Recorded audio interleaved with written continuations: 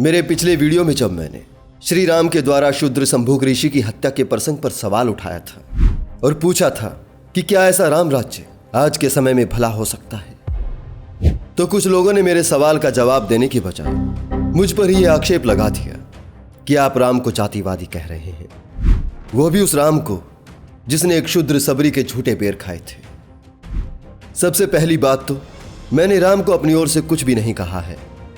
उन्हें जो भी कुछ कहा है उसने कहा है जिसने वाल्मीकि रामायण के उस अध्याय में उनका किरदार लिखा है।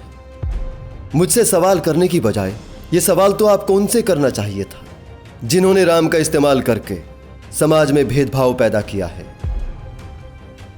अब रही राम के द्वारा एक शूद्र सबरी के झूठे बेर खाए जाने की बात, तो चलिए देखते हैं इस बारे में वाल्मीकि रामायण और दूसरी अन्य रामायण क्या कहती है। देखते हैं क्या वास्तव में राम ने एक शूद्र सबरी के झूठे बेर खाए थे या फिर यह भी रामायण का एक और महाझूठ है।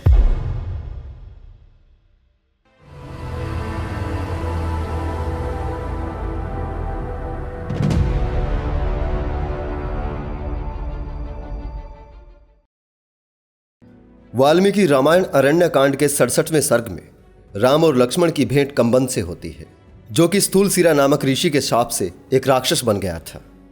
वो राम को अपनी सदगति का उपाय बताता है, जिसके अनुसार राम और लक्ष्मण एक गर्त बनाकर लकड़ों का संचय करके उसका दाह कर देते हैं। कंबंध गंधर्व के रूप में प्रकट हो जाता है। वो राम को बताता है कि पंपा सरोवर के किनारे चलते चलते उन्हें शबरी का आश्रम मिलेगा।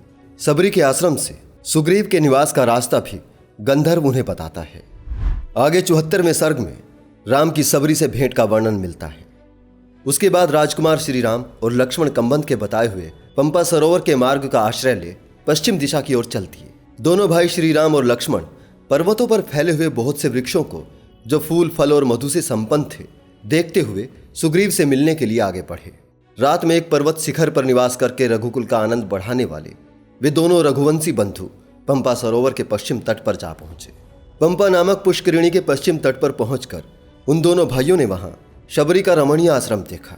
उसकी शोभा निहारते हुए वे दोनों भाई बहुसंख्यक वृक्षों से घिरे हुए उस सुरम्य आश्रम पर जाकर शबरी से मिले। शबरी सिद्ध तपस्विनी थी। उन दोनों भाइयों को आश्रम पर आया देख वह हाथ जोड़कर खड़ी हो गई तथा उसने बुद्धिमान श्री राम और लक्ष्मण के चरणों में प्रणाम किया। फिर पाद अर्घ और आचमनी आदि सब सामग्री समर्पित की और विधिवत उनका सत्कार किया। यहां शबरी को श्रामणी, सिद्धा और तपस्विनी कहा गया है, लेकिन यहां उनकी जाति नहीं बताई गई है। उसके बारे में इतना ही लिखा है कि मुनि मतंग की सेवा करती थी, पर अपने तपोबल से सिद्धा और तपस्विनी के रूप में जानी जाती थी। राम और लक्ष्मण को आया देखकर उठी और उनके पैर पकड़ लिए। राम इस सिद्धा तपस्विनी शबरी से पूछते हैं कि आपकी तपस्या कैसी चल रही है, तप में कोई विघ्न तो नहीं है।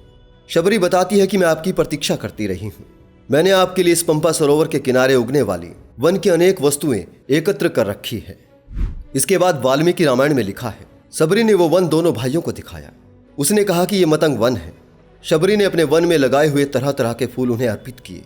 इस बात का मात्र एक पंक्ति में जिक्र वाल्मीकि रामायण में हुआ है। राम ने शबरी के दिए हुए फल खाए। शबरी ने चुन चुन कर या चक चक कर उन्हें वो फल खिलाए, ऐसा कुछ कहीं भी नहीं लिखा है। राम को सुग्रीव के निवास का रास्ता बताकर शबरी उनसे विदा लेती है और जलती हुई चिता में प्रवेश करके देह का त्याग कर स्वर्गवासी हो जाती है। अब यहां पर भगवान राम ने ऐसा कोई भी क्रांतिकारी कार्य नहीं किया, बल्कि यहां पर एक सिद्धा स्त्री मर्यादा पुरुषोत्तम के चरण वंदन करती है और उसके भाई लक्ष्मण के भी। लेकिन जहां कहीं भी किसी ब्राह्मण ऋषि से श्री राम की भेंट होती है, वहां श्री राम और लक्ष्मण उनके आगे लोटपोट हो जाते हैं। यहां राम शबरी के भगवान बना दिए गए हैं और जहां भी उनके सामने कोई ब्राह्मण आता है तो राम ब्राह्मण के भक्त दिखाए जाते हैं। अब मूल सवाल पर आते हैं। जैसा कि दावा किया गया था कि श्री राम ने शबरी के झूठे बेर खाए थे, तो यह बात वाल्मीकि रामायण से झूठ साबित होती है। शबरी के द्वारा राम को बेर खिलाने या झूठे बेर खिलाने का कोई प्रसंग वाल्मीकि रामायण में नहीं है। और वाल्मीकि रामायण ही नहीं, ये बात अध्यात्म रामायण में भी नहीं है। अरण्य कांड के 10वें सर्ग में शबरी का जिक्र आता है, लेकिन उसमें भी केवल शबरी फूलों तथा सुगंधित अनुलेप से राम के चरणों की पूजा कर आतिथ्य करती है और भक्ति भाव से उन्हें अपना वृतांत सुनाती है। सबरी के झूठे बेर खाने की बात अध्यात्म रामायण में भी नहीं है। वाल्मीकि रामायण से ज्यादा तुलसी रामायण प्रचलित है, लेकिन तुलसी की रामायण में भी राम के द्वारा शबरी के झूठे बेर खाने का कोई जिक्र नहीं है। तुलसी रामायण में अरण्यकांड में दोहा 33 के बाद तुलसी कहते हैं, ताहि देहि गति राम उदारा, सबरी के आश्रम पग धारा। राम को आया देखकर शबरी को मुनि के वचन का स्मरण हो आता है। रघुवंशी राम इस आश्रम में आएंगे। वो राम के रूप को निहारती है और उनके चरणों पर लौट जाती है।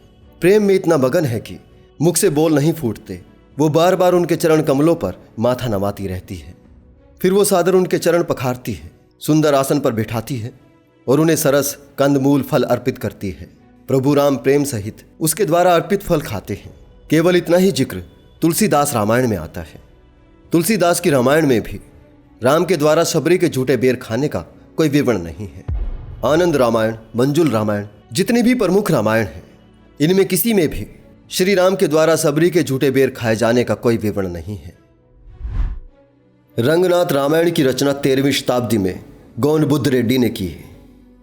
उसमें भी सबरी का जिक्र जरूर आता है, लेकिन झूठे बेर खाने का कोई उल्लेख उसमें भी नहीं है।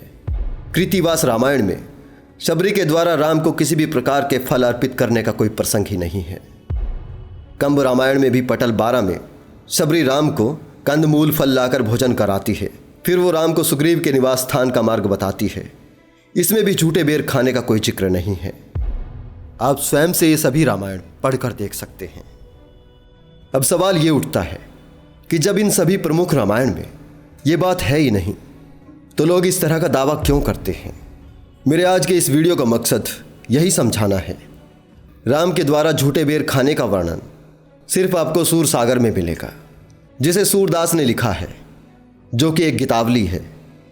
वे अपने एक पद में कहते हैं कि प्रभु ने दुर्योधन का मेवा त्याग कर विदुर के घर का साग खाया और सबरी के झूठे बेर खाए।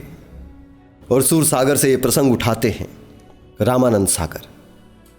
असल में आम जनता से इस प्रसंग की भेंट रामानंद सागर के रामायण धारावाहिक में होती है।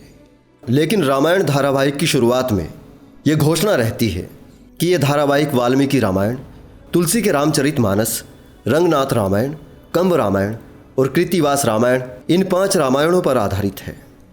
जबकि इन सभी रामायणों में शबरी के द्वारा राम को बेर खिलाने या झूठे बेर खिलाने का कोई प्रसंग ही नहीं है। रामानंद सागर आपको भक्ति भाव से भरा हुआ ये झूठा सीन दिखाते हैं और आप इसे फैक्ट मान लेते हैं। धर्म के बारे में अगर कोई भी बात अलंकार देने के लिए कही गई है तो वो फैक्ट नहीं होती, वो सच नहीं होती। सच्चाई तलाशने में मेहनत लगती है, बहुत कुछ खंगालना पड़ता है। सुनी सुनाई बातों को यहाँ गपोड़ देना बहुत आसान होता है। आपके धर्म का कोई एक प्रसंग या कोई एक धर्म ग्रंथ आपका धर्म नहीं है। सैकड़ों ग्रंथों का आपस में घटाघोप ही हिंदू धर्म है। और धर्म की हकीकत वही है जिसका रिफ्लेक्शन आपको समाज में देखने को मिलता है। मैं जब भी इस तरह का कोई एक आध प्रसंग सुनता हूं कि राम ने शूद्र सबरी के झूठे बेर खाए थे या एक शूद्र केवट उनके मित्र थे, मेरे दिमाग में धर्मशास्त्रों के वचन कौन जाते हैं, जिन्हें सुनते सुनते आपके कानों से खून निकल आएगा। हिंदू धर्म ग्रंथों का कथन है कि शूद्र से स्पर्श हो जाने पर उच्च जाति का हिंदू अपवित्र हो जाता है, अतः उसकी छाया तक से दूर रहना चाहिए। संवर्त स्मृति में कहा गया है कि भंगी पतित मुर्दा अत्यंत मासिक धर्म वाली स्त्री और 10 दिन के भीतर सूती का स्त्री यानी जच्चा का स्पर्श करने मात्र से अपवित्र हो जाता है, अतः वस्त्रों सहित स्नान करें।